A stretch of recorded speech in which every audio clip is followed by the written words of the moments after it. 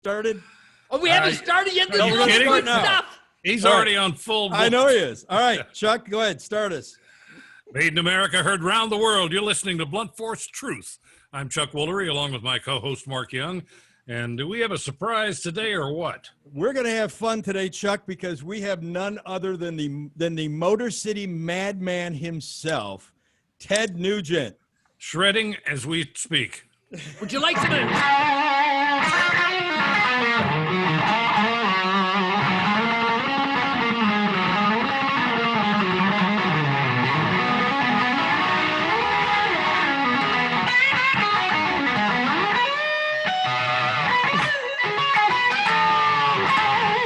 I'm having no fun at all. Believe me, I have a permit for that. It's all legal. And that's a Sears and Roebuck catalog guitar as well. It's amazing what he can do with it. It is amazing what I can do with that cheap. Actually, that's a Gibson Birdland made by the master hand craftsman gods of Kalamazoo, Michigan, where they presented me this beautiful custom Gibson Birdland. Beautiful guitar, yeah. It is. 5,000th concert. I wish I had mine. You know what I have, Ted? There, isn't it? You know what I have, Ted? I have Bing Crosby's. Gary Crosby gave me Bing's guitar. Guess what it is? It's an L5 Gibson from 1938. Oh, but you know what that thing's worth? I have no idea, but it's beautiful. Well, I give you an idea. It's many 6 digits. Those are Whoa, really? items. I'm coming to get the guitar, Chuck. Holy cow. I'll buy a new house with my guitar. Well, greetings, gentlemen. Great. Thank you for welcoming me to this beautiful campfire on the autumnal equinox 2020. And it's also voter registration day. So all you Americans out there that are not voting and not registered, why don't you just move to Cuba where you're not allowed to, you apathetic dirt bags? Let's get involved here.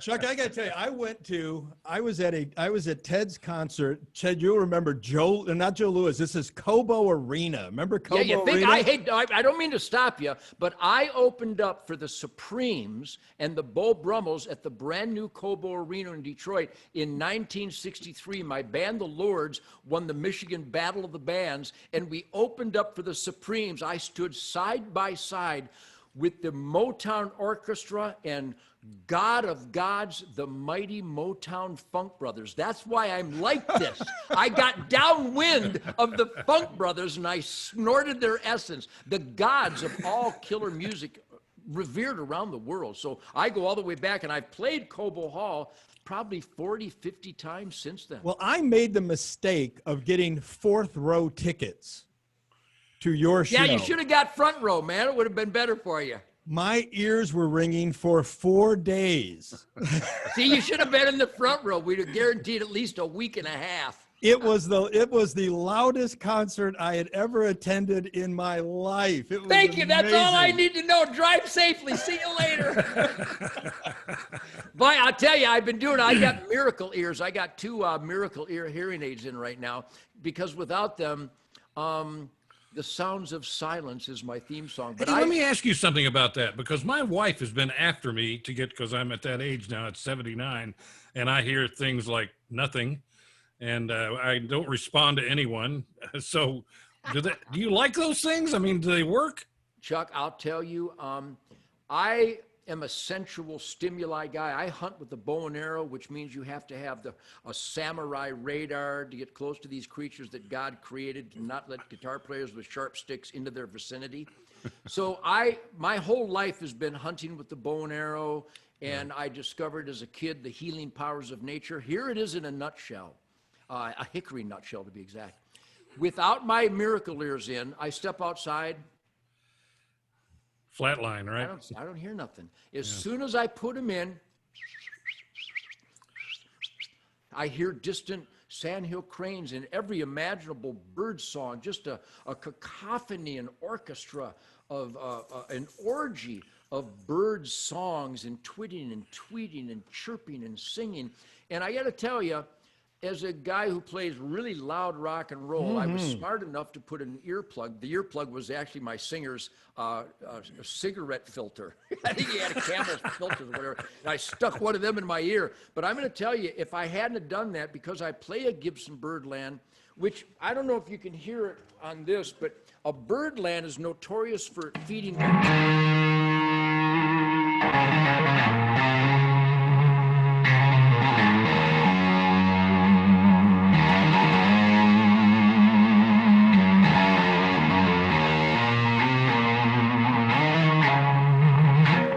just screams feedback. So I was always experimenting with more amps and more amps. Well, as I and recall, more you amps. had like 15 Marshall stacks behind No, you. they were Fenders. I got to tell you, Mark, they were Fender Twins. I had Is that what 8 those of them. were? I knew And there it was a in lot of them. convex, and I got in the middle of it. And one night in Kansas City, a dove flew in front of the stage and just went poof when it got in front of my eyes.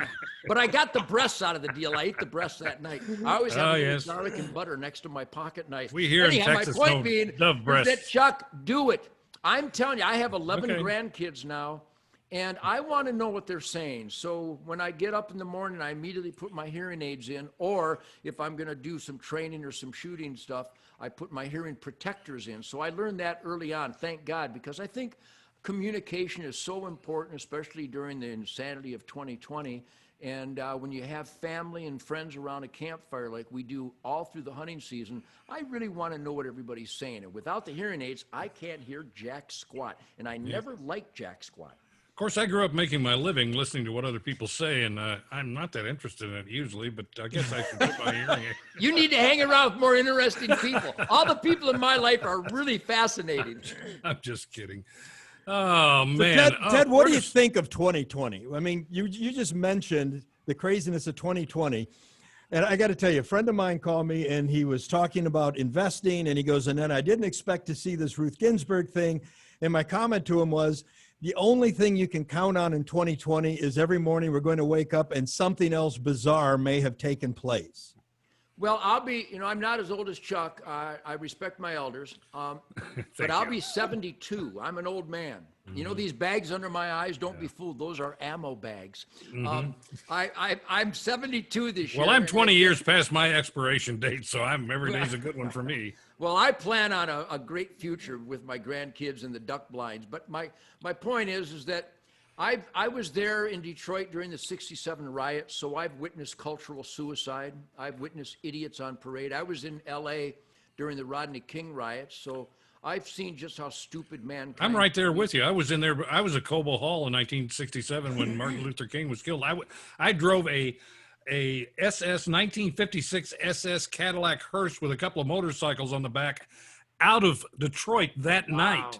Wow. I was down on Grand River near Trumbull, where the old Briggs Stadium. Do you remember Briggs Old Stadium? Tiger When Stadium. I mentioned Briggs Stadium, nobody knows what I'm talking I know about. exactly what it is, man. So I was there. So referencing 2020, number one, we'll get to the bad and the ugly because there's unlimited bad and ugly. I've never seen it more bad or more ugly. I never have seen it worse. The But I'm 60s don't aware even of touch this. Trail of Tears. I'm aware of the rape of Nanking. I'm aware of the Bataan Death March. I'm aware of the Holocaust. I'm aware of evil personified and genocide. But in 2020, let me just tell you that I'm a happy, hell-raising American shit kicker. I'm a good husband and a father and a grandfather. I'm an entrepreneur. I got the best band in the world, the best crew, the best management and team, Linda and Doug and all my sons and daughters, my brother Jeff and my sister Kathy. We lost our brother John in January. That was one of the most painful times we've ever had. But you can still carve out intelligent priorities to have life, liberty, and pursuit of happiness in spite of the engineered recidivism, the engineered mob destructo derby, where liberals encourage and reward arson and murder and mayhem and destruction of mom and pop businesses around the country, Seattle, Portland, Austin, Minneapolis, New York, where you have Warren Wilhelm. He calls himself Mayor de Blasio, but it's actually Warren Wilhelm, sides with the Black Lives Matter that has nothing to do with black lives. It's all about destroying America. It has nothing to do with civil liberties at all. Nothing. Supporting destruction and abandoning individual freedoms.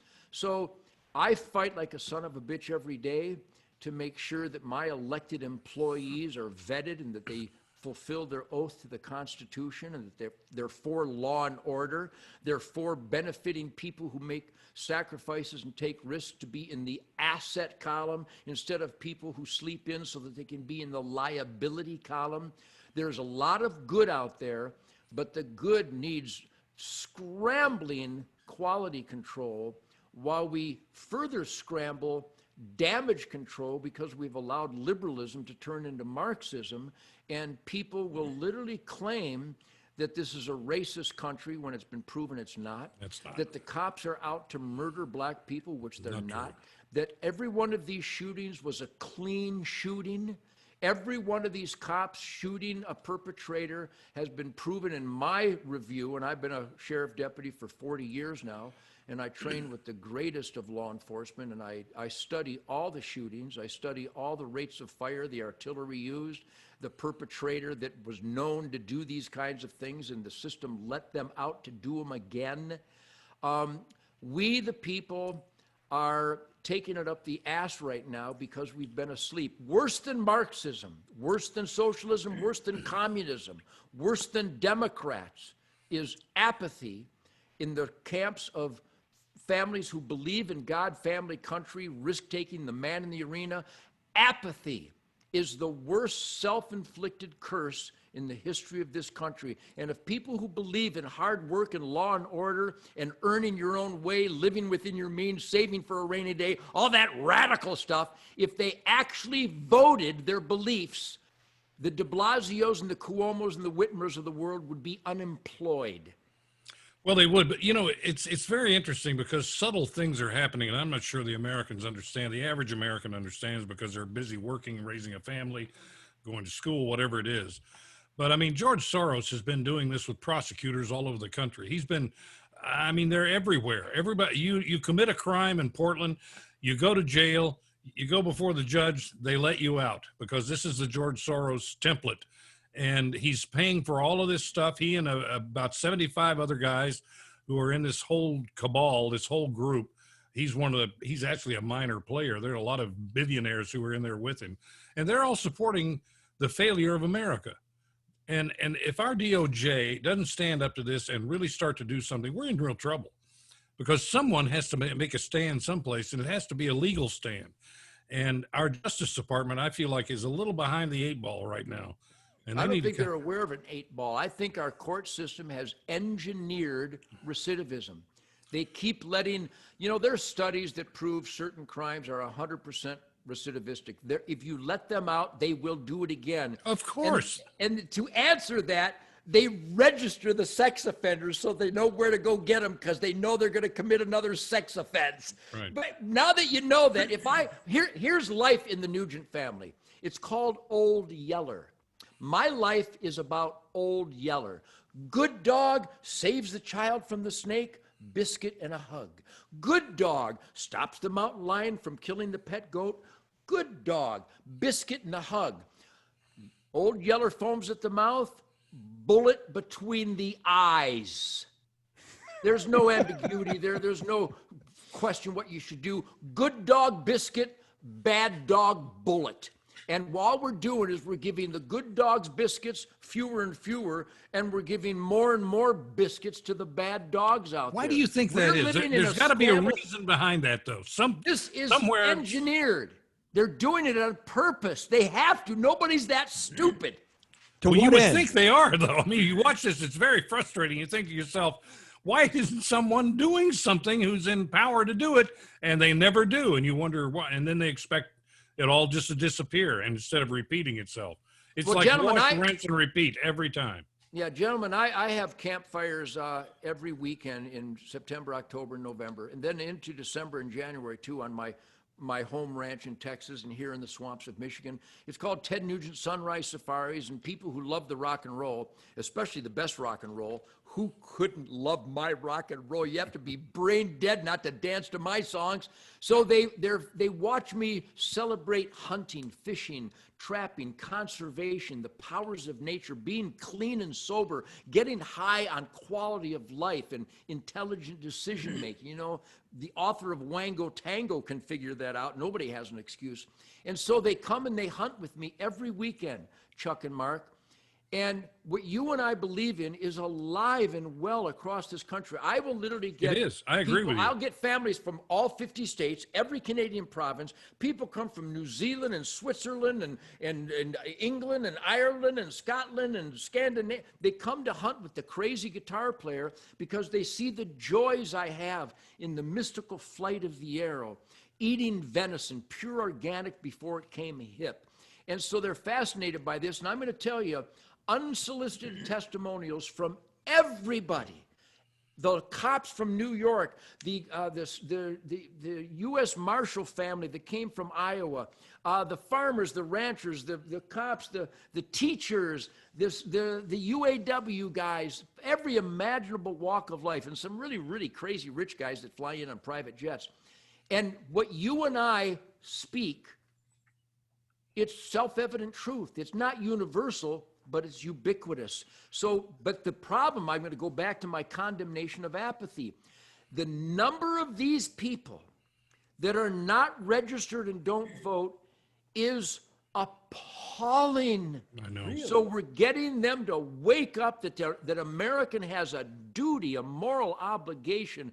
Hey, listen, I was in California for 45 years, okay? I voted every 4 years, every 2 years I voted. I knew that I was going to lose. I knew it, but I still stood my ground and voted. That's what's missing. So and by the way, I have evidence. First of all, the president shook my hand in the Oval Office, and he articulated clearly that he was in that office, and I was in that office because of Michigan, Wisconsin, and Pennsylvania in 2016. Yeah. Mm-hmm. I went nuts, which I'm really good at doing. I got it down to a ballet. In Michigan, Wisconsin, and Pennsylvania media, scolding those union guys for parroting, for just like a zombie pulling the D lever. I scolded those hunters who weren't registered. We've got the stats. The percentage of hunters that are not registered to vote is shocking. I got Michigan, Wisconsin, Pennsylvania, the 3 top hunting states in the nation, over 1 million hunters per state. I got enough to get those margins in those 3 states. Gentlemen, it was those heretofore unregistered, non-voting hunters that did it in 2016. And we are on a jihad in 2020. Boy, no kidding. All 50 states, we're registering hundreds of thousands of hunters. Now, it's a 501. Hang on just a second. Let me stop you just a second. Sure. How do you do it? We have rallies. I do media and I scold them. We have talk shows. On my Facebook, I have all these people that have admitted that they love to hunt, but they don't vote. So we're doing it incrementally. We got some other hosts of Outdoor Channel and Sportsman's Channel and Pursuit Network hunting TV shows that are reaching out, whether it's a sporting goods shop in Des Moines or it's a sporting emporium up in northern Michigan. We get anywhere from hundreds to thousands of people to show up to meet these so-called celebrity hunters.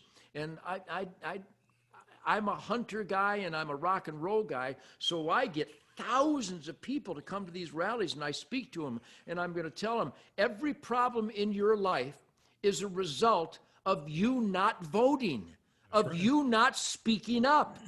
And we've literally, Chuck and Mark, we've got the stats. We're turning the tide. We had those minimal margins in 2016 in those top 3 hunting states. This year, we're pushing 200,000. Remember Rock the Vote by the Goofballs, Yes. the dopers on MTV? Yep. We have outdistanced them tenfold with huntthevote.org. Huntthevote.org. That's People what are I going was there and looking they're for. registering. Huntthevote.org. That's where you want to go. So Yep. Ted, I got to ask you a question. Here in Michigan, how the hell is it that Big Gretch Whitmer still has an approval rating? Dopers, hash bash. This is the land of the hash bash. I'm not, that sounds oversimplistic. No, I'm with you. Ann Arbor. I know these people. These people think comfortably numb makes their family proud of them because they're comfortably numb and they don't know anything. Comfortably numb. I wrote a song called Uncomfortably Dumb because comfortably numb is actually uncomfortably dumb. You don't even know you're drooling. And then you'll deny that you're drooling as you wipe the spittle off their chin. So I know these people in Michigan, and it's it's not that we're outnumbered in the conservative column, but we're out activated. Remember Gretchen Whitmer and all the dirty liberal Marxists that ran years ago. It was all about making dope available year round. If you want to get high and drive a truck, you can get high and drive a truck in Michigan if you want. Their dream, and they've accomplished it, is to turn Michigan politically into a suburb of San Francisco. And it's because the conservatives didn't vote. It's the same thing. Simple. It's the same thing in Austin, and you know that. Yes. Same thing. Yes, the tail's wagging the damn dog. You look at a map of America, and you only have a few blue smudges, which happens to be needle and feces epicenters with the highest crime rate and a recidivism factor through the roof. If you look at America, the shit kickers believe in hard work and risk and sacrifice. That man in the arena that I referenced, where we try a new product and we try to create something, we do a better farming practice and we produce better. We stumble once in a while, but we get back up. That bold, freedom fighter that made this country so great and so attractive to the world, we're still out there. But because of the worst day in America is still better than any day anywhere else. That's true. People get spoiled. They get apathetic. As long as they got NFL tickets and a six-pack, life is perfect. But it ain't perfect while the Nancy Pelosi's are chipping away at your individual freedoms. Yeah, I want to pistol whip somebody every time I hear Gretchen's keeping us safe. Oh, Ted Nugent's keeping you safe. Let's get that straight right now.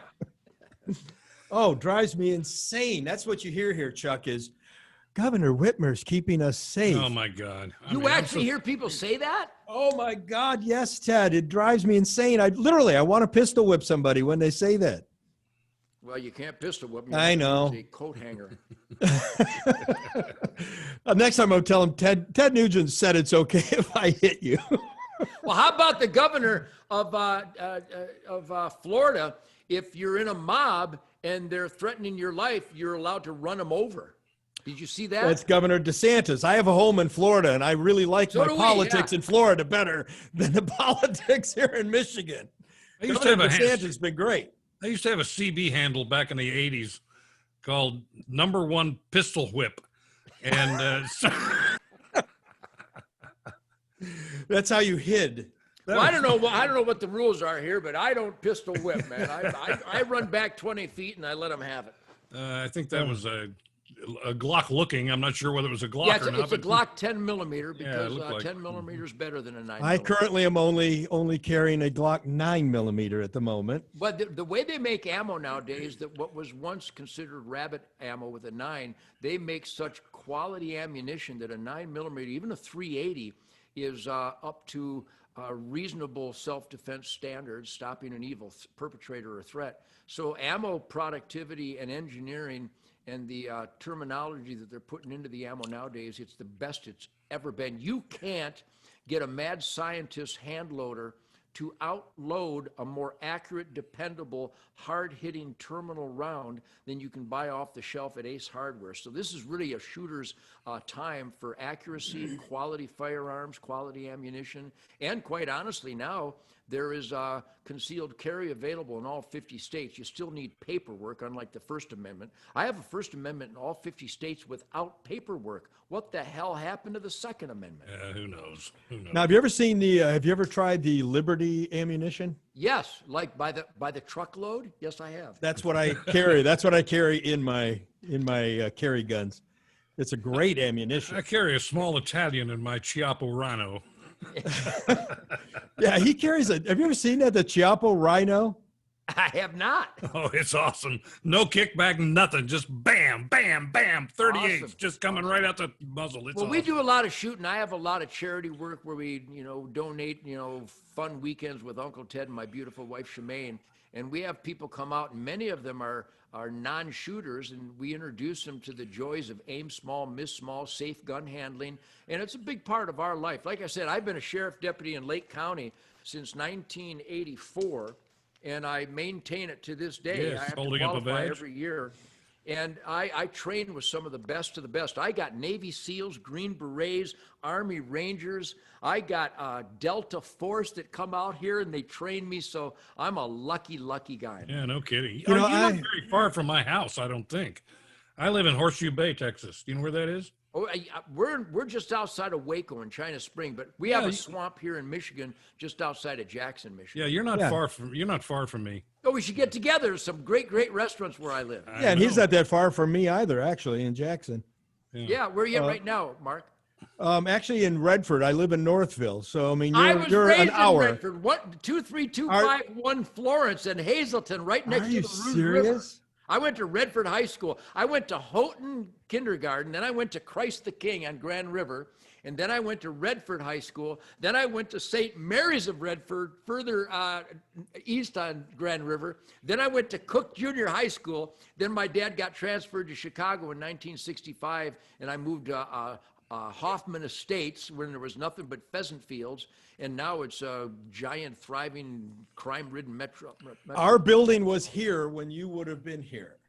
Say that again. Our building is old. You'll know this building. Our building used to be the Eckrich Sausage Building on Plymouth Road. No kid, not far from the Daily Drive-In, by the way. Yes, down the street from Daily.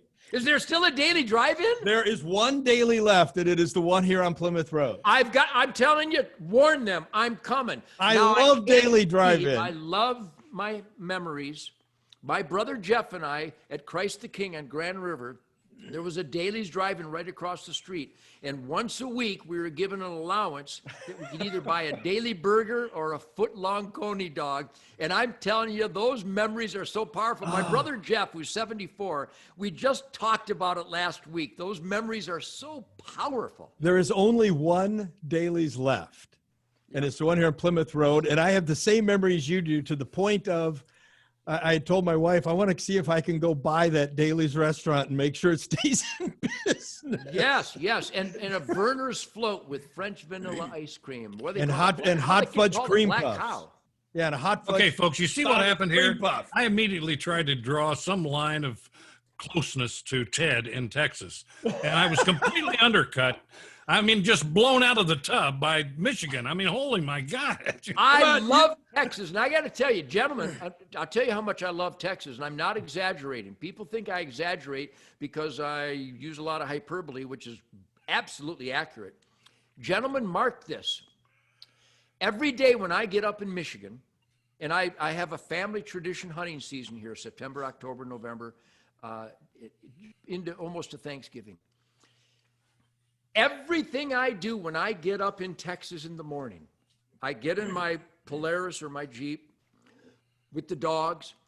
Everything I do in Texas every day, which is all perfect, it's all conservation, it's all scientifically sound, it's all common sense, it's all illegal in Michigan. Yeah. I can't have a rifle in my Polaris in Michigan unless it's in a case. It's illegal. It's illegal I in LA can't too. feed deer in. There's a man who can tell me I can't relocate apples on my farm.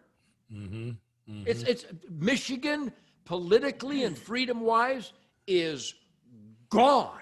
But it Ted, isn't America anymore. But Gretchen's keeping us safe. Gretchen is a tyrant. She's a monster. When she tells you you can't buy seed, but you can buy dope, when you can riot, but you can't go to church, where you can't go for a boat ride, but her husband tries to get their boat ready because he's the governor's husband. I mean, she is a rotten traitor. Yeah, you can't go to your second home up north, but you can if you're her. You know, gentlemen, that's what they told me, but I have a permit for that. I had a bumper crop of permits. I have a permit. His middle finger permit. Crop of permits this year. If you'd like, I'd give them to you for no charge. So Ted, just for your information, my wife owns a restaurant in Spicewood, right out of about 60 miles northwest of Austin. It's called Opie's Barbecue, and you're welcome anytime. Come by and see us. I got to tell you, I'm going to send that information to Linda because we're coming.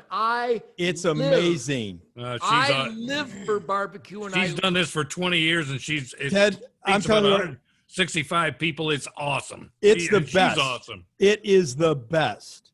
Yeah. Well, you You know, will a go minute there ago, and I eat was- yourself sick. I was telling you a minute ago, Chuck and Mark, how I'm a sensual animal and that my hearing is really important. I like to aspire to a Bruce Lee samurai connection to the world around me. When you're clean and sober for 72 years, all your radar works really good. My taste buds are sacred. My taste buds are like a purple rimmed penis. They're really susceptible to the most minute stimuli. Are you with me? Gentlemen, are you still with me? I'm still stuck on the visual that you just gave us. Well, get it out of your mind as fast as possible, please.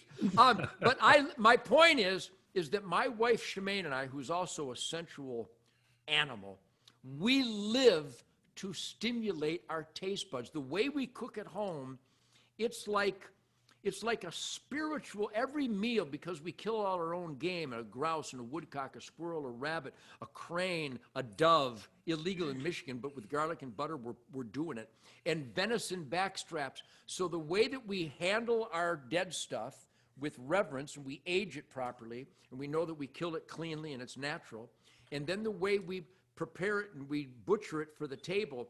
So I'm going to tell you, Chuck, you're a marked man, and I am the ultimate determinator. I promise you, if you come to Opie's Barbecue, so I'm coming. you will I'm not gonna be put my taste disappointed. buds to work. You will not be disappointed. Her stuff is unbelievable. And I've been to several of the big barbecues in Texas, and none of them compare. Wow, that's quite a statement. Oh, no. I'm coming. She's been in the top 10 of Texas. Yeah, there are thousands of barbecues. She's been in the top 10 of Texas forever. Yeah, I can't wait. You got me excited now. It's that good.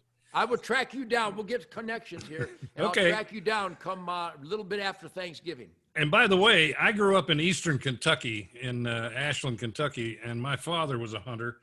And it was kind of interesting. The only thing we hunted were rabbits and squirrels because it was all that was left. The pioneers were so good at what they did, they wiped out all the big game. I mean, it wasn't around in the 50s. It didn't exist in the 40s and 50s. And now deer are everywhere, but they weren't back then. But Chuck, you guys had wild game for dinner every week, didn't you? At least 3 times a week. Sure. We have every meal has wild game in our home. My father would get up and his trunk would be a sales kit, rod and reel, tackle box, and a shotgun. And that was it. And he did You had a great dad. Thank God every day for that. He was That's a great awesome. upbringing.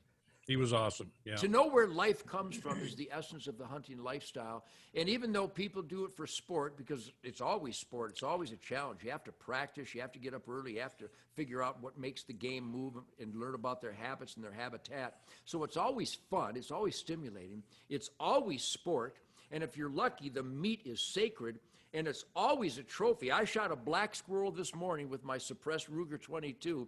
I have a dog, Happy, there's a blackmouth Catahoula, blackmouth cur Catahoula, and he sings up a storm. And if a squirrel has been running down a lane or the edge of the swamp within an hour, Happy will tree that squirrel, and I'll put my eyeballs to work. And if I find just a sliver of squirrel up there, I can get that little scope on him and I can shoot him in the eyeball. People have no idea how good squirrel is. Squirrel's better than rabbit. Fricassee has landed. Squirrel's better than rabbit. It's just Well, is. they eat nuts. It's the most delicious meat. Exactly. How bad can it be? Yeah. So it tastes like peanut butter meat? Is that what you're saying, No, Chuck? it's got a flavor all of its own. It's delicious. The squirrel's great. It really is. You know, There's I not know a much lot of of it, but chefs. it's good. You know, Anthony Bourdain was a dear friend of mine, and Andrew Zimmern and I communicate, and Wolfgang Puck always comes out to say hello, and they always bring up the importance and the ultimate desirability of wild game as the foundation of the best meals in the world. Every chef will tell you that. And squirrel, I got to tell you, when I mentioned I eat woodchucks, which is basically a small cow, all you do is eat grass and clovers and stuff, and a young woodchuck or a squirrel or a rabbit or a grouse or a pheasant or a quail or a dove or a sandhill crane known as a ribeye in the sky, this is the most delicious food on the planet. And every one of those master chefs always wanted to talk game with me because they knew that I promote and celebrate hunting as a lifestyle in the world of, doped up animal rights idiots. I like to drive them as crazy as possible without any effort whatsoever. But yeah, hunting, fishing, and trapping is perfect conservation. It's how you balance the herd. It's how you keep the land healthy and productive, which is the source of our air, soil, and water quality. And I've planted tens of thousands of trees with these greasy Motor City 10 digits of doom. And so it's really kept me very much alive for 72 years. And I would recommend it to everybody. But Ted, what about climate change? What about Climate change. climate change? I'm hoping it's the autumnal equinox. I hope there's a climate change this week. I can use some cold weather. So I take it you're not buying into the how we're destroying the Science. He doesn't buy into science, is what you're saying. If you're on the left, you Oh, just that's buy right. into We're science. science You know what I deniers. buy into, gentlemen? I was out west when Mount St. Helens blew, and every scientist will tell you that it caused more atmospheric toxins than anything in the history of creation. And man is a pretty powerful force, and we're ingenuitive, and we're capable of serious good, bad, and ugly.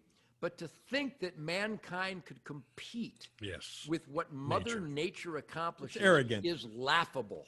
Well, Nancy Pelosi said Mother Nature was angry. Oh, that's true. Angry with us. Yeah, how Mother about Nature's that? angry.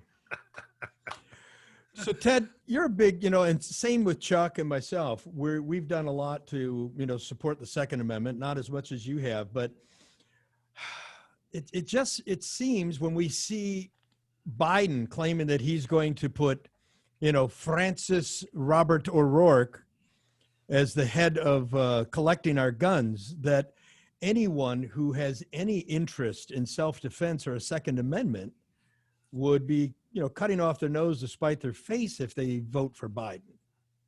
Clearly, I've promoted and celebrated the right to keep and bear arms for 50 years because I was attacked by the hippies and the rock and roll media because I carried a gun and I ate Bambi. And carrying a gun and eating Bambi is one of the most perfect, two of the most perfect things you can do in life. But I'm sure you've witnessed my Pierce Morgan decapitation and anybody who has attempted to debate the Second Amendment. It's pretty simple, guys. Let me state it unambiguously. I'm glad there's a Second Amendment. I'm glad the Founding Fathers wrote down self-evident truth-based individual freedoms in the vapor trail of tyranny and shackles by kings and emperors. And they had to do that because all mankind was enslaved by those kings and tyrants and emperors all their lives. And we weren't going to stand for that any longer. So they wrote down the self-evident truths that we have these individual God-given rights. The First Amendment is good in all 50 states. And as far as I'm concerned, the Second Amendment is good in all 50 states, 365, 24/7, 72. I have the right to keep and bear arms, and there's never been a human being who has the authority to tell me if, when, or how I do that. God gave me the right to defend this precious gift of life. Keep means they're mine, you can't have them. Bear means I have a couple on me right now and they're loaded. To think that more gun laws would reduce crime is one of the most insane claims in the history of mankind. You find the highest rate of violent crime using any weaponry, and it's always in jurisdictions with the most restrictive gun control laws. Now that we know that, we should stop doing that. Because when you let out rapists and murderers and arsonists and gangbangers and MS-13 rape, torture, murder punks, when you let them out and then you restrict the self-defense capabilities of their future victims, you're on the side of the rape, torture, murder monsters. Conversely, if you keep the rape, torture, murder monsters in the cages where they belong, or better yet, remain armed and prepared, then you can double tap center mass when those perpetrators attempt to extinguish your gift of life. And then you wouldn't have to worry about keys or cages or parole boards or early release programs. Somebody said something the other day that's kind of interesting, Ted, and I had to listen to this carefully. I believe it was Dennis Prager. And he Great said, man. he said, you know, we claim to be the land of the free, the land of the brave. And he said, it's no longer that way. We're not the land of the brave anymore. We're a land of cowards. They've turned our people into cowards. And it's a shame to watch this whole personality of our country change. And I Except mean, for a men today, there's a 13-year-old war on men, there's a war on boys, there's a war on masculinity. It's been going on since the 60s, and it hasn't changed, and it just continues and continues. And I hate to see this. I really do. Except for a 17-year-old who went to Kenosha to help his neighbors with a first aid kit and a rifle. Exactly. I mean, there's that exception every now and then, but it's an exception, and they're usually pillared for it.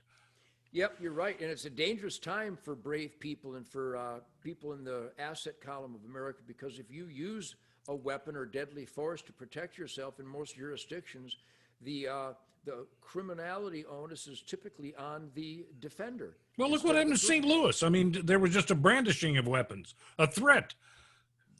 It's ridiculous. Ted, you'll like this. We had Chief Craig on the show about 3 weeks ago from Detroit.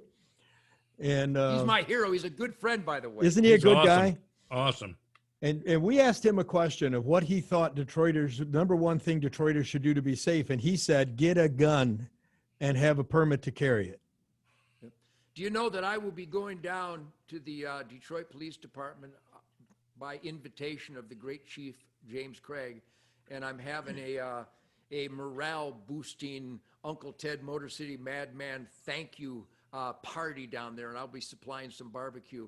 But I get these invites. You've probably heard about the invite I got from the NYPD a couple months back, where Governor Cuomo and Warren Whitmer, the Mayor de Blasio, they forbid me to come and fulfill my invitation to speak with and celebrate a rally with the New York Police Department heroes and the firefighters and the first responders, where literally I was invited to come and play the national anthem for them and give them a morale boost. I know these guys, and they certainly know me. And Cuomo and de Blasio forbid me to enter the state of New York. Now, how did they do that? You're not a criminal. How can they keep you out of their state? Well, there was a decree of 14-day quarantine if you came from. Oh, yeah. Unless you were with MTV. MTV, and people didn't have to go through that. Yeah, well, they're all comfortable. Remember that? So they're forgiven. You remember that, though? When they all came to New York and they were going to, they said, well, we got to have quarantine now. We won't quarantine you. Okay, well, that's the special designation that I have, is that I cause idiots more grief and suffering than any human you could bring up. I mean, just by promoting truth, logic, common sense. And we love you for that. I drive them crazy. It's a badge of honor. I think people, again, I think if Biden gets in, I do think the Second Amendment is in danger, especially if they try to pack the court. And so let's look at this. Let's look at this reasonably. We know who Joe Biden is. We know his history. Joe Biden doesn't even know who Joe Biden is. Yeah, now. but we know. So, and we know Trump. We know what his history is for the last 3.5 years anyway. How could he possibly beat Donald Trump? How can it happen? There's only one way. They either have to assassinate him or they have to cheat and steal, and that's the only way he could beat him. He doesn't have the cojones to beat him. He just doesn't have them. They'd be more than happy to do either of those things. Oh, I'm sure. But I got to tell you, I think this great commander-in-chief that came outside the political world was as divine intervention as our founding fathers were, because we were at the cusp with Hillary Clinton's threats and the Marxism that was running amok at the hands of Soros and his other destructo derby punks. And I think Donald Trump came at the right time, because he's a defier. He's a status quo crusher, and the status quo was destroying this country. And we can get into the QAnon, and we can get into the Hollywood gang banging, and we can get into the depth of criminal corruption and abuse of power from the Pelosi's and the Schumers and the James Comeys and the Loretta Lynch's and the Lois Lerners. I mean, I could go on and on. That would defend Benghazi, that would defend Fast and Furious.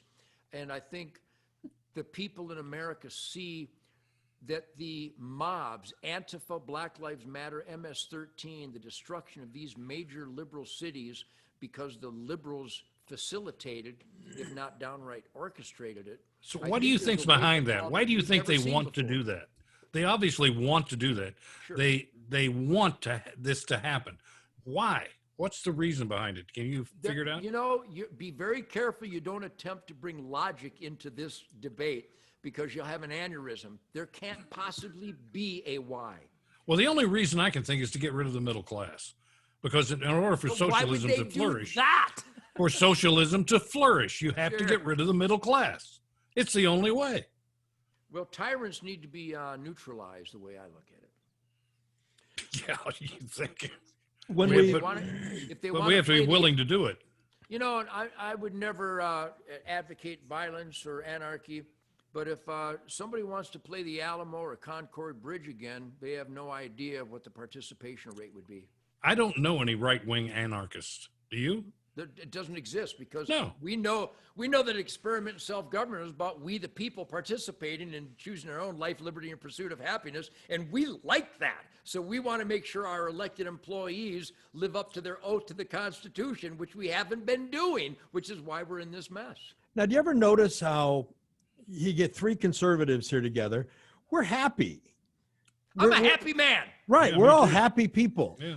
But have you ever noticed how these people on the left are so angry all the time? Why are they so angry? I mean, they're just hateful people. Let me give a shot. May I have a shot at that? Please.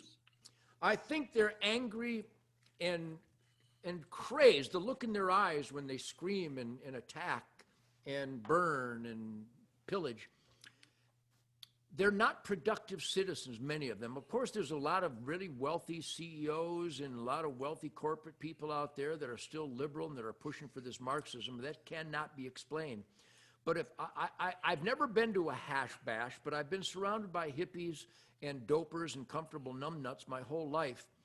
And when you're not pushing yourself, when you're not the man in the arena and you stumble and you stay down, or you look for an excuse to stay down, and you get comfortably numb, and you get your welfare check, and you produce babies and get more welfare checks, and all of a sudden you see a system where you can be comfortably numb and get paid. Well, your soul is incomplete. They might not even like to admit it, but I've had many come to me at these campfires and just random communications where they were stoned or drunk, and they thought that that was a party until their friends started dropping like flies. And they would express what I believe is the human spirit. When you aren't pushing yourself, when you don't try, when you don't prioritize doing something that benefits not only you, but your family and your community, maybe the good earth, by being a sportsman and a conservationist, if you're unfulfilled, you're angry at yourself. You hate yourself. You look at the squalling from these people in these universities attacking someone who just believes in patriotism, wears a Donald Trump hat or has an American flag. The viciousness, they hate themselves. The more you smoke dope, the more you get drunk, the less your brain is capable of intellectual, beneficial priority choices. And the more you plummet into that worthlessness, the more pissed off you get because you actually hate yourself. So now you're looking to somehow blame others for your self-inflicted condition. I really believe I'm not Freud, but I think that's an accurate overview. And to just support that, it's a trophy for everyone. You don't have to accomplish anything. Just you get a trophy. You have to feel horrible getting one of those. I mean, seriously, but this is a whole thing in our society. It changed. And I don't know whether it's a matriarchal thing or what, but good Lord. But Ted brought up another good point. I was talking about all three of us being happy. Chuck, you and I have never used drugs and we don't drink. No. Just like Ted is saying, we live in reality, not some chemically created reality. Yes, because chemically created realities are not reality. You know, Sammy Hagar just came out, and his Sammy Hagar Rock and Roll Road Trip on Access TV, The producers wouldn't let him near me, even though he and I go way back. We're dear friends, and they thought I was dangerous, that I'd come They out corrupt with a him. machine gun, or I'd slaughter an innocent fawn on television. You know, just this Oh, good stupidity. Lord. I said, so your producers were afraid of me, but they did a show with Tommy Lee, who's a convicted felon domestic violence heroin addict. They're Right. okay with this guy, but not with the Ted Nugent Camp for Kids charity teaching kids to be clean and sober. I said, Sammy, cold cock those sons of bitches and get out here. Let's do a show. So finally, they dangerously acquiesced, and we did the #1 Sammy Hagar Rock and Roll Road Trip show. And it goes right to, Chuck, what you and Mark are talking about. Sammy's first question to me in the interview was, Ted, I got to tell you, I know all these rock and rollers. I'm in the industry all my life, and I was in the #1 band in the world with Van Halen. I do rock and roll road trips, and I get intimate and interview all these people. You're the happiest guy I've ever known. Why are you happy all the time? And my first response, that he didn't understand at first, my first response is, I've been clean and sober all my life, Sammy, so I pick up on positives and I choose to go with positives. And positive, intelligent stuff makes you happy. Now, here's a guy who produced the #1 tequila on planet Earth, and he's hanging around with, you know, all the people that indulge, not all, but 99% of them. And he finally had to admit live on his program, yeah, there's a buoyancy to what I call life radar, that sensual stimuli appreciation of your surroundings. Again, I talked about the bird songs that I could hear with my hearing aids, the taste bud orgy that is a happy culinary pursuit. Clean and sober is the foundation of the happiest life in the world, because you can make clever choices. Well, you know, the thing of it is, though, the left attacks clean and sober like this. It's really not your choice. It's a disease. I mean, it's insane. And people buy into it because it's like, well, then I'm not responsible. There's no responsibility of anything on the left. Right. Nothing. I contracted drinking. Exactly. It's like, I'm sorry, I like Dr. Phil to a certain extent, but man, oh man, give me a break when it comes to alcoholism, to drug use, anything like that. It's not a sickness, it's a choice. What hits me with Ted is, and to kind of paraphrase it, is at 72 years old, your future is still bigger than your past. And that's huge in my life. That's overwhelming, because my vapor trail is just a memory. I mean, Lewis and Clark and Sacagawea had nothing on my exploratory pursuits. I did have the greatest tour. Stop and think of what I'm about to say. I've been touring all my life. I've done 6,751 concerts. My 6,751st concert. No wonder you got right hearing now, aids. last August 31st. So I've been to the mountaintop. I played bass guitar for Chuck Berry and Bo Diddley. I've jammed with the greatest musicians that ever walked the earth. I've had the greatest musicians as bandmates. I've created some of the most outrageous, iconic songs in the world. The Stranglehold and the Cat Scratch Fever and Fred Bear and Wang Dang Sweet Poontang. Just a flurry of love songs. But for me to be able to say, I don't think that was socially correct, by the way, but carry on. this story of my life. So 2019, gentlemen, with Greg Smith on bass guitar and vocals, Jason Hartless, 23-year-old drummer god from Detroit. Without question, 2019, we did, I think, 49 concerts or thereabouts. I think I agree with Dirty Harry. It's a good man who knows his limitations. But 2019, the most gratifying, fun, exciting, musically exhilarating, unlimited adventure musically, happiest audiences, the most clenched fists, the most skinny, fine-ass bitches dancing in the front row. I mean, I had the greatest tour of my life in 2019, and I guarantee it would have been better this year if it wasn't for the Chinese communist virus. Yeah. So if I can pull this off, and I never went to college. I was too busy learning stuff. If I can pull this off, Nobody has an excuse. And Chuck and Mark, let me synopsize the disease of addiction. No. This is what I tell my friends who like to imbibe. And by the way, I like red wine with a venison backstrap. Red wine, Shemaine, my wife, chooses all this stuff. My sons and daughters, my brothers, everybody, my crew, they drink beer. That's great. Beer's better than a Coke. That's all fine in intelligent doses. But in 2020, what Jason and Greg and I were creating musically was like breathtaking. I don't know if this comes off with the microphones, but I do my own Ted Nugent Spirit campfire here, so I have one of my Birdlands. But when I play these licks, and I'm going to play something now that I've never played before. I'll just go so.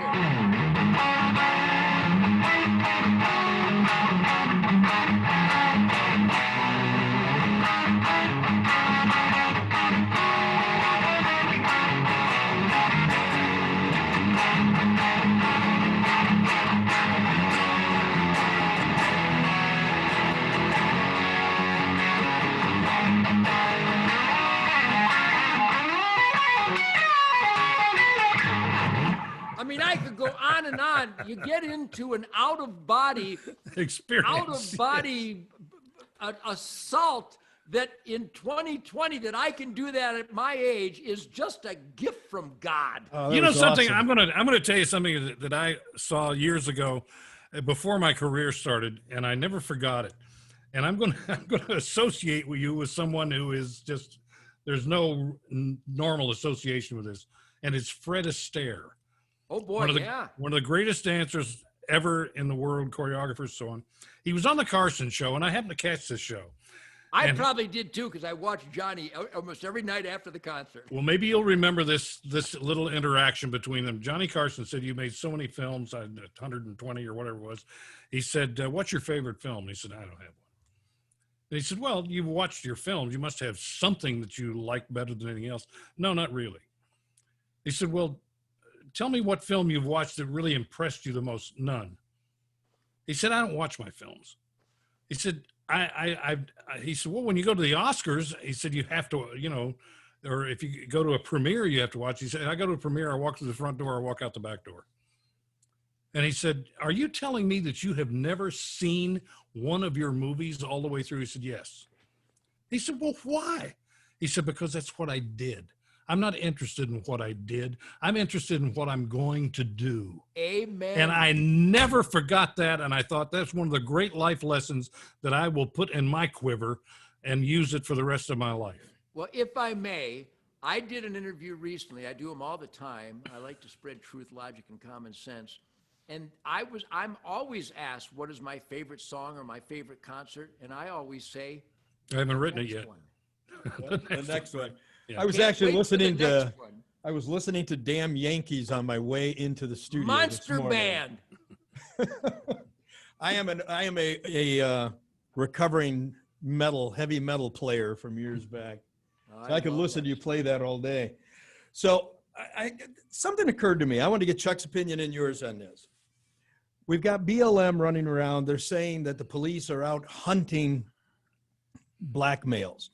Well, the first thing that hits me is with 900,000 police officers, if 8 black males have been killed in the past year, they're the worst hunters in the history of mankind. But it seems to me that if your group is focused on police violence against you, then shouldn't you be telling your people, don't fight with the police and try to grab their guns or stab them if they stop you? Isn't that basically suicide by cop at that point?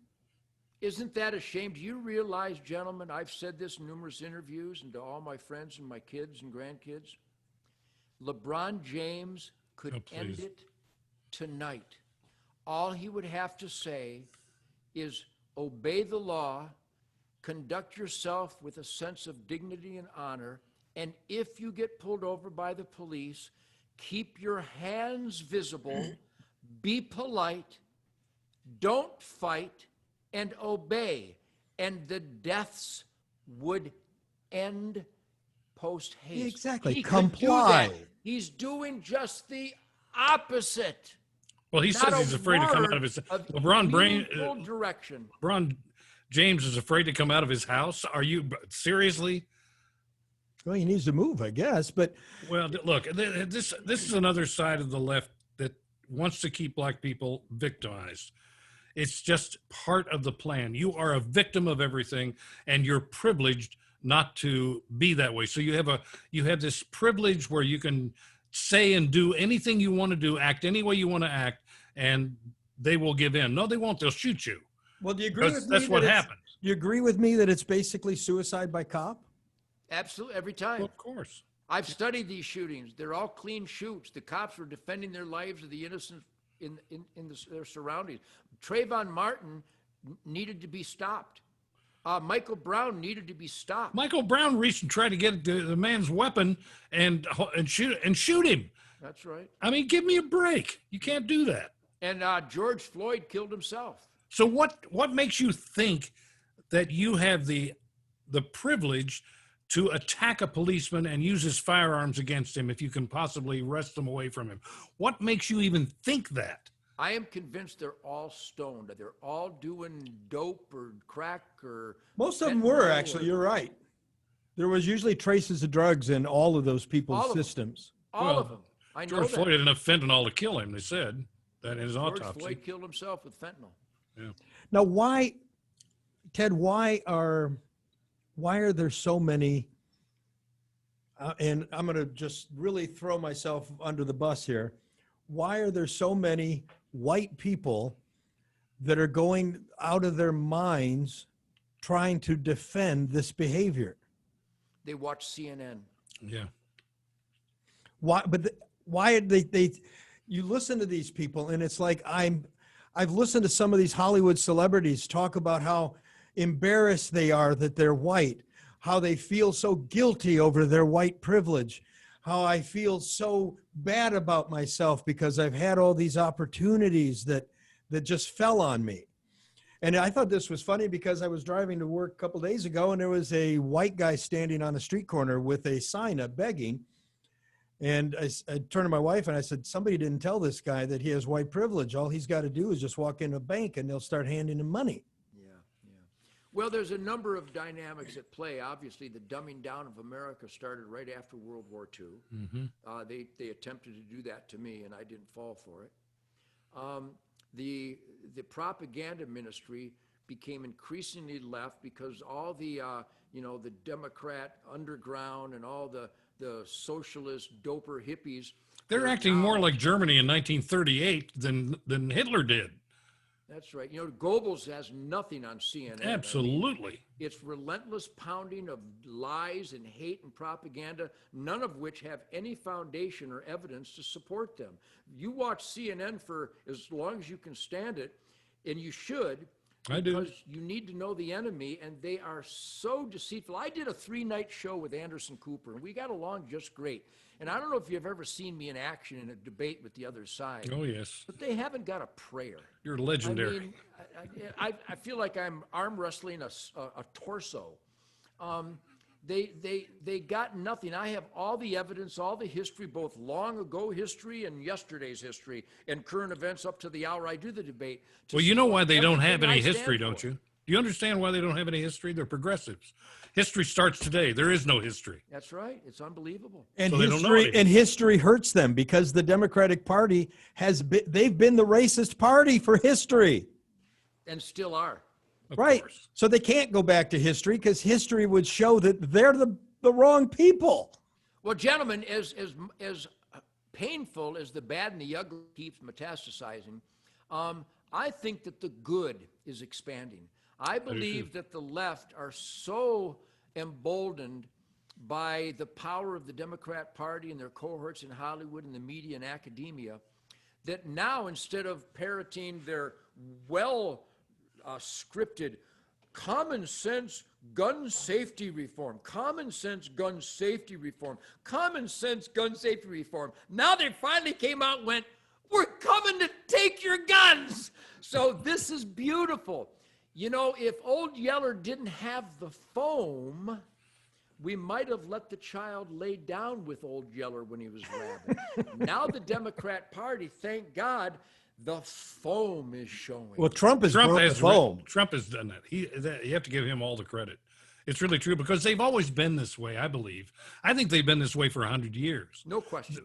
But they're just now coming out of the closet, so to speak. And you're seeing... They're emboldened. They're writing the script for the Republicans. And they are writing... And with the far left, they are riding the tiger. They are literally riding the tiger. I'm not authorized to say a lot because I'm in the belly of the beast. I'm in the epicenter control room of all things conservative movement. And as I tell my friends, as we strategize, we don't have to write or plan anything. Just show the footage of the Democrats saying what they say. That will infuriate the majority of people in America who are not comfortably numb and realize that effort, risk, and sacrifice is the pursuit of happiness, is the American dream. You don't need to read it. You need to sign it to find out what's in it. Play that footage. Play the footage of Nancy Pelosi scrambling to find redeemable qualities about MS-13 rape, torture, murder people. I mean, just use their words. We don't have to try to describe it. Just let them say it. I have never witnessed such emboldened rot, such demonicy, such hatred based on nothing but lies. Hands up, don't shoot. Didn't happen. Trayvon Martin was trying to kill George Zimmerman. Michael Brown was trying to kill the cop. George Floyd wouldn't obey. He was on fentanyl. He couldn't breathe in the back seat. He fought the cops. They had to control him. I've got the details of every one of these incidents, and they're all righteous. If you don't want to be killed by cops, obey the law, and even if you get pulled over wrongly, just keep your hands visible and obey, and you will live another day. It's guaranteed. You know, it's interesting, Ted, because the Democrats right now are in an interesting phase. They had no power. They're losing power. They know they're losing power, and now they're in the phase of threat. They're beginning to threaten you on every level. Nancy Pelosi's threatening, Chuck Schumer's threatening, all these other congressmen and senators are all threatening you. If you do this, this is what we're going to do. Everything's off the table if you nominate this the Supreme Court justice. I mean, it's like they're they're threatening the American people that they're going to hurt them. Yeah, Pelosi's threatening to impeach him if he does his constitutionally required job. But I mean, everything is a threat now. Everything. That's my point of let them talk, encourage them to speak. Thank God for CNN and MSNBC and CBS and ABC and NBC. Thank God, because they can't hide it anymore. And good, conscientious people are going, what the? I got so many friends in the music industry and even in the hunting world. I raced off-road with Parnelli Jones and Mickey Thompson. I've just lived this, I'm so happy I could blow up. And I know people from every imaginable walk of life. Many of them considered themselves liberal in the mode of JFK and when liberalism wasn't so toxic. Yeah, but this isn't JFK's Democratic Party anymore. No, yes, or at least the toxicity wasn't visible. And I can't tell you how many are going, I got to vote for Trump. My team has lost their minds. They're crazy. So again, keep talking. When I do my interviews, I quote them. I quote the enemy. It makes my point better than I could have tried. Ted, do you think President Trump will win?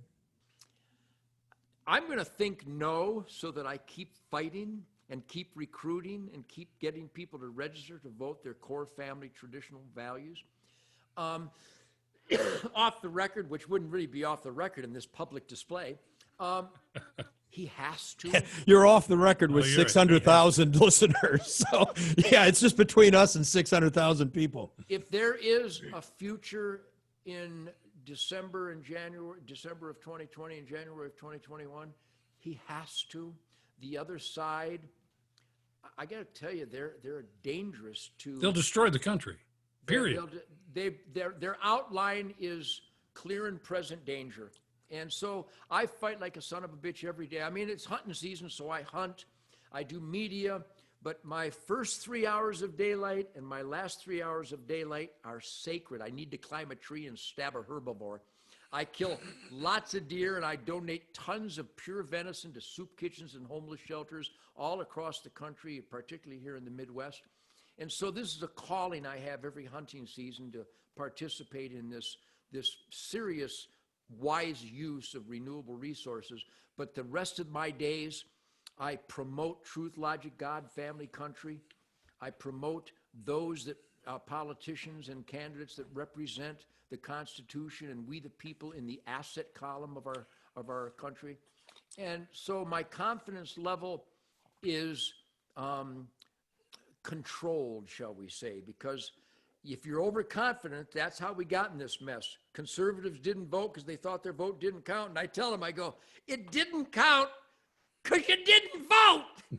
Really, exactly. If President Trump wins and if the Republicans manage to get control of the House and Senate.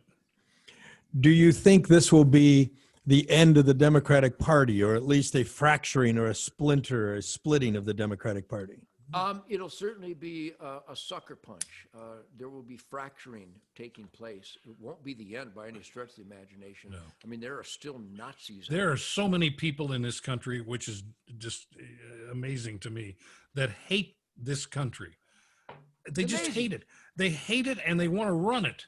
And you think to yourself, well, Because they're not Americans. You know, we've talked about this before. We've identified, Ted, that there are philosophical Americans, people like us.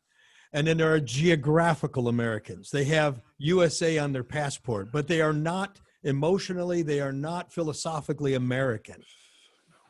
And it boggles the mind why they don't move to a place that is more suited for them. Because it's so easy to do now.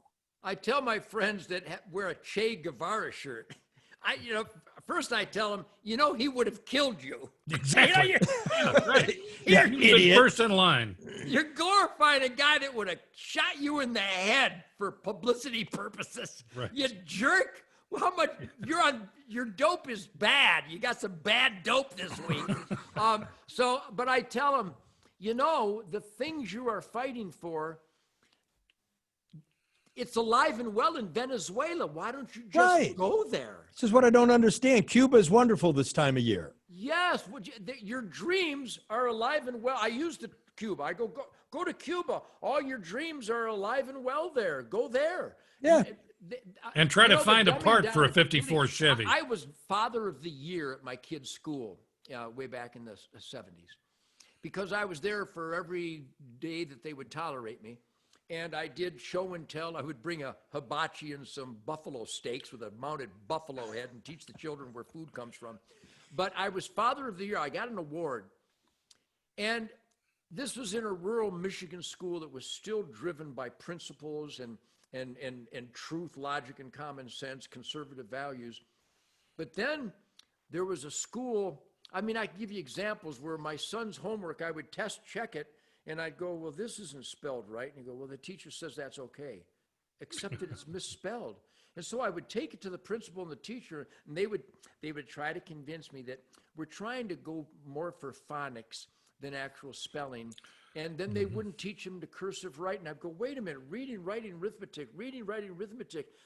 Are you real teachers or what do we got going here? So we yanked our son right out of that school. They're not teachers, they're indoctrinators. Yes. And the stuff they teach, it's literally communist propaganda. Hey, listen, it's very telling when you got homeschooling going on during this COVID-19 and teachers are saying to parents, don't watch us teach your children. Yeah. You can't. Please. Here in Really? Michigan, in Bedford, Michigan, A teacher gave a 15-question test to her students during her Zoom class, and the test was on Donald Trump. Here is an example of one of the questions off the test. It says, Donald Trump is known to hate, women, these were the choices, multiple choice, women, blacks, Hispanics, all of the above. That was actually on a test? Yes, sir, in Bedford, Michigan. So this is what we're up against. I mean, we have to be, as parents. I mean, my children are grown now, but as parents, you have to be really careful. You have to really be watchful and involved. That's what parenting is. My daughter Louisa, she's won the Teacher of the Year award 2 years ago down in Houston, Texas. She teaches at a Jewish academy, and boy, talking about having your work cut out for you in Houston, Texas, under such conditions. And she has examples where if you're not right on top of it, they will slip in, not at the Jewish Academy, but at other schools where her sons went. It's everywhere, and it's vile. It's literally like that questionnaire. I mean, what rotten human being would come up with such a thing and get away with it where your peers don't? It's no other teachers would hang on a second, you can't do this. So we really have a fight on our hands here. Exactly. She claims she didn't write the test, that she got the test from one of the teacher union resources that's distributed nationally. I went to my daughter's school a few years back and challenged her political science teacher because he told my daughter, this is at Northville, and told my daughter that America was no longer a constitutionally republic. We were a democracy with a big D. And I went to the parent-teacher meeting. I said, would you explain this for me? He said, well, we ceased to become a republic when we allowed 18-year-olds to vote. That's when we got rid of the republic. I said, so explain to me how that happened. He said, well, because that means that we didn't limit who could vote. I said, well, what if you're 17? Didn't you just limit them? How does this change us from being a constitutional republic? And Chuck and I, by the way, Ted, go crazy because people do not understand. We're a republic. We're not a democracy. It's the simplest thing on the earth, and no one gets it. And I hear, and democracy is a word of the left. I mean, and everyone is adopted. On Fox News, you hear it all the time. Our democracy, this democracy, that democracy. And there's no explanation. There's no understanding. And I just think to myself, how lazy is that? Right. And Madison, isn't it Madison who said it was the most vile form of government known to man? Sure. You know. Well, there is hope because I think the left and these experiences are sucker punching the conservatives of this country as the most important wake-up call ever. Certainly 2016 was pivotal, but this one is life and death. The other side has clearly outlined their agenda, and it couldn't be more anti-American, anti-freedom, anti-Constitution, anti-Bill of Rights, anti-individual, anti-law and order. So hopefully that threat is taken to heart by the heretofore non-involved, apathetic non-voters, and that they're scrambling. We have indications. We've registered over 150,000 already at huntthevote.org. We've registered 150. That's that was amazing. Last week. God knows what it is already. Somebody told me we're doing 5,000 a day. Wow. Voters, hunters that are, we got all the data. We bought all the licensed hunter information from every state. We bought all the voting records from every state, and we cross-referenced them. The percentage of hunters that don't vote was just abysmal. Well, we've registered over 150,000 that have not voted in the past. And again, I repeat what I started out earlier, that those three states, Michigan, Wisconsin, and Pennsylvania, it made the difference in 2016. Let's pray to God. Yes. Those are cross fingers, by the way. My middle finger just has. No, we got it. It stands out even in the camouflage of a. I hope that what you guys are articulating, the depth and the obscenity and danger of the current liberal Marxism threat, I think it's really waking up a lot of people in this country, and we have some indicators. And I know that you go, well, you can't just focus on the hunters of the country. Well, we are. And even though there is a lot of fringe that are not hunters, that I get their attention, they're rock and roll guys, and they admit they didn't vote, and they're registering. But we're going to have quite an army that have never shown up for battle before. And I got my fingers crossed, and I pray a lot, and I do it every day, making sure people realize that you have a choice between law and order and lawlessness. You have a choice between independence and dependency. You have a different choice between freedom and basically Marxism. So I think the evidence is so so outrageously clear that my hopes run eternal. You know, I tweeted out something the other day, and I said when Ruth Bader Ginsburg died, and I said my thoughts and prayers go out to Democrats, and all the responses came back and said, "Oh, we see what you did there. That was a joke. That was this. It was that," and I didn't say anything, but this is true. The Bible teaches us to pray for our enemies. Yep. And if they're not convinced or changed by the Holy Spirit, then heaps and piles of coals will go on their head. So I pray for them every day. I really do. I think you're right, Chuck, because there has to be some humanity in there someplace.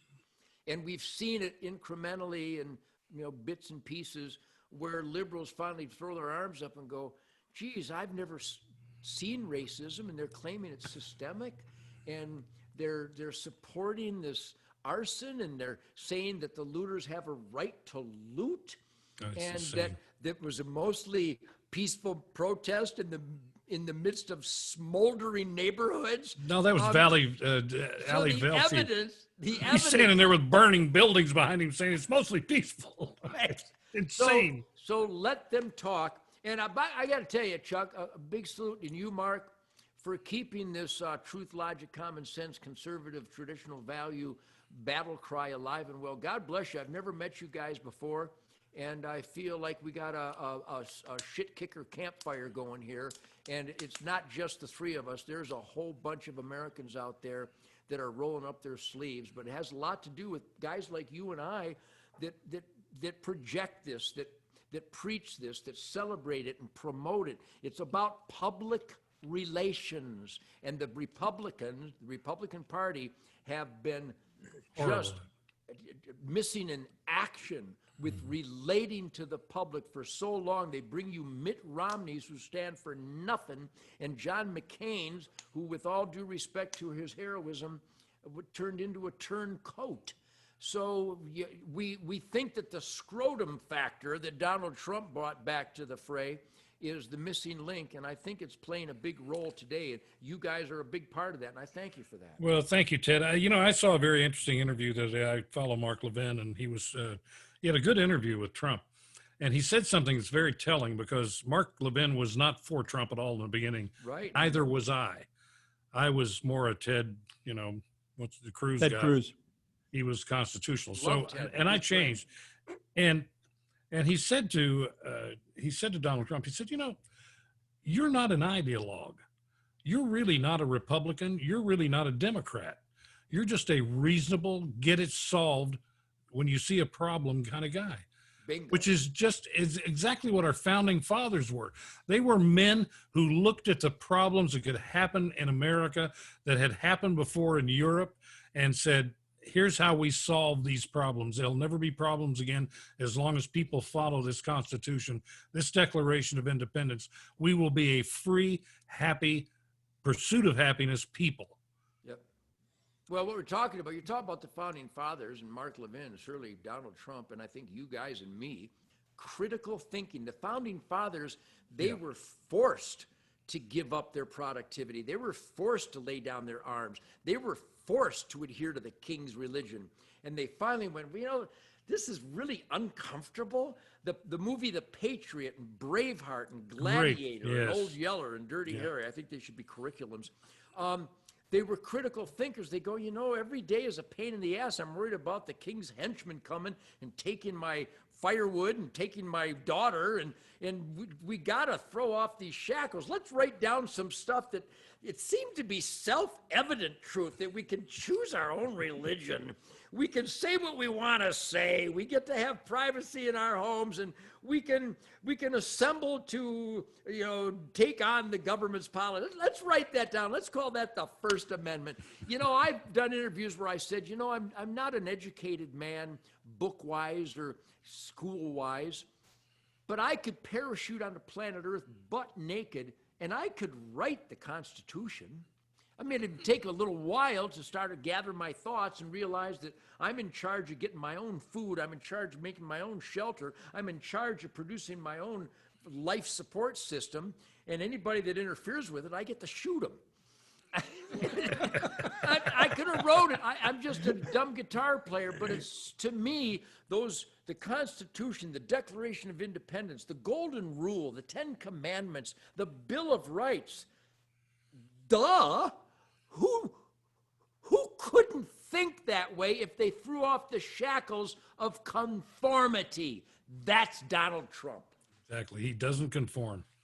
And they hate him for it. They hate us for it. They hate us. I love him for it. Let me ask you something. it, too. I'm going to ask something quick here before we wrap up. We had Newt Gingrich on the program recently. Great man.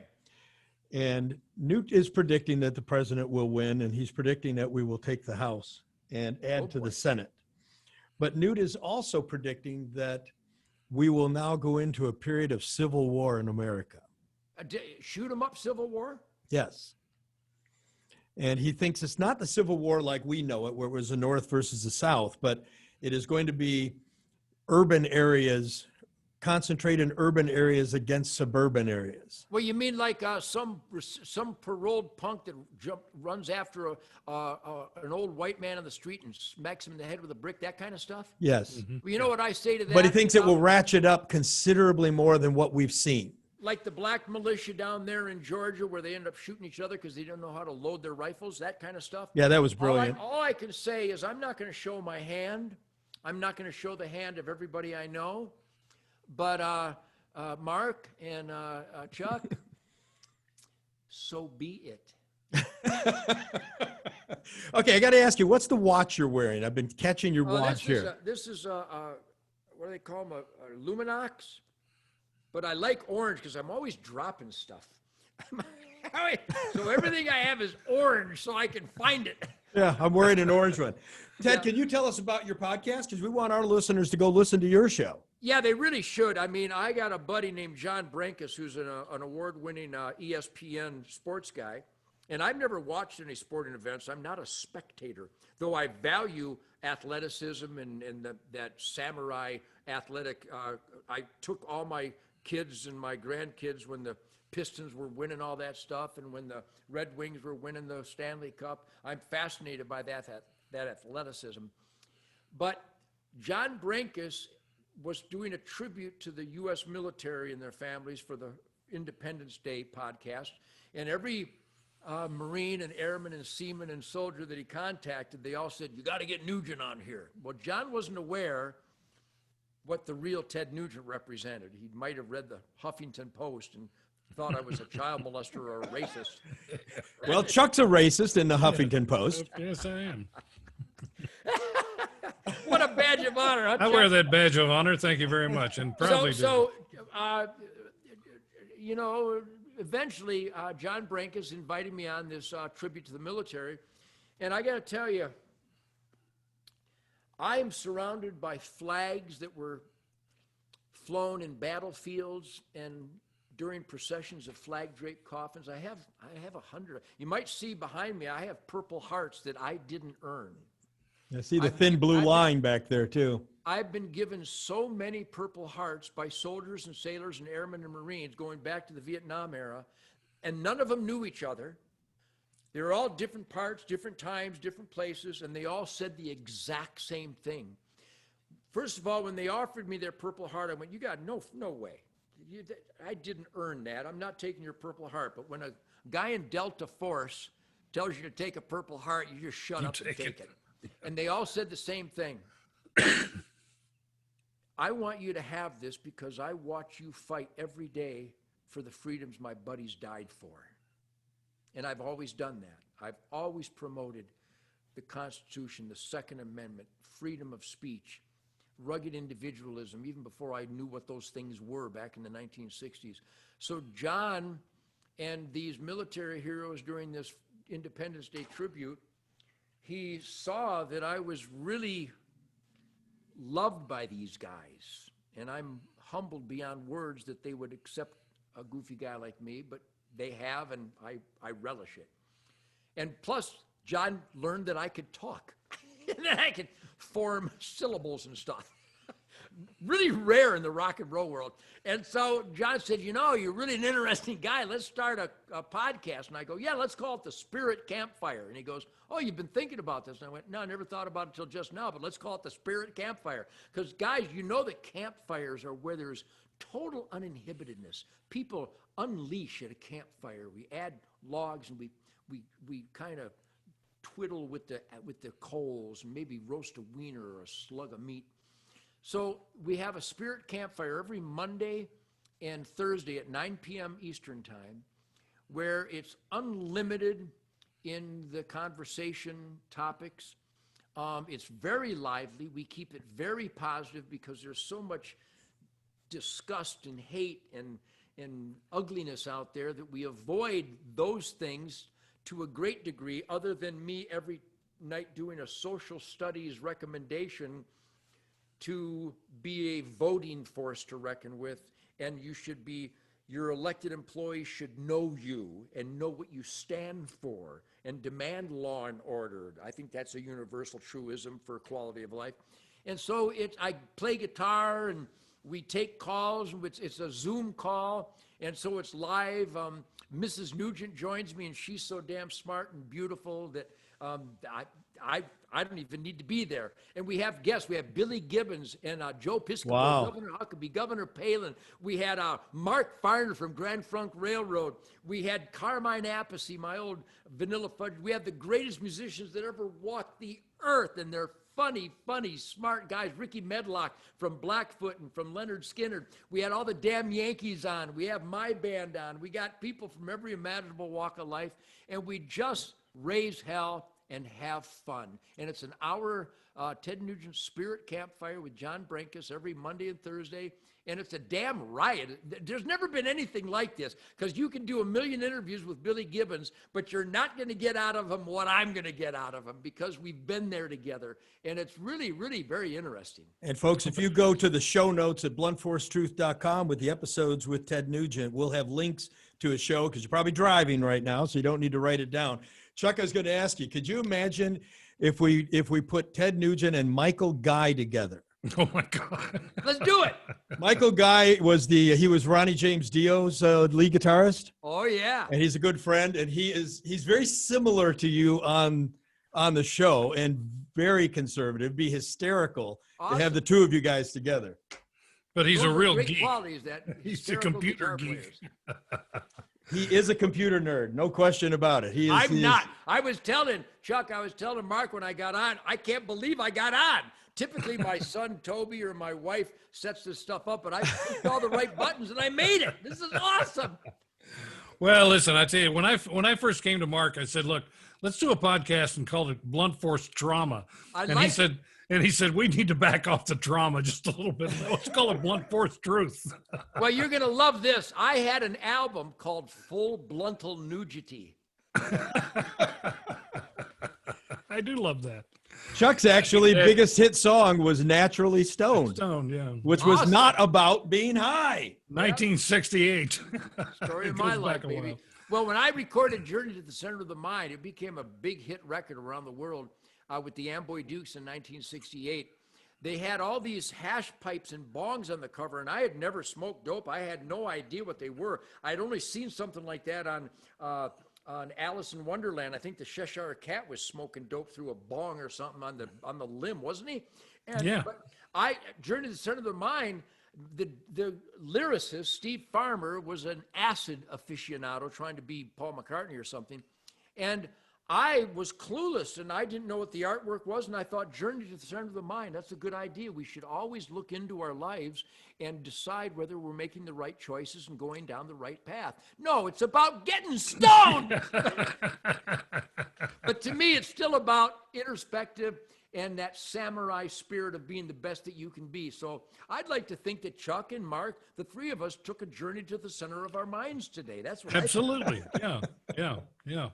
Well, listen, Ted, thank you so much. And stay on after we leave, and I'll give you my information. And I want to make sure, the most delicious barbecue you've ever tasted in your life. I want the most delicious barbecue I've ever tasted. That's what I want. Chuck, served by the most much, beautiful Mark. woman you've ever seen. My wife is 6'1" and can bench press a Buick, and she's pretty on top of that. So you'll like God bless her. you guys. This was a lot of fun. God bless you for your truth, logic, and common sense celebration, man. Thank you. Thank Ted. you. God bless you, Ted. Thanks, everybody, for listening. Leave us a good review on iTunes, Stitcher, or Podcast One. We appreciate that. And I hope you enjoyed the show today. And we'll see you next time on Blunt Force Truth. So, Ted, you're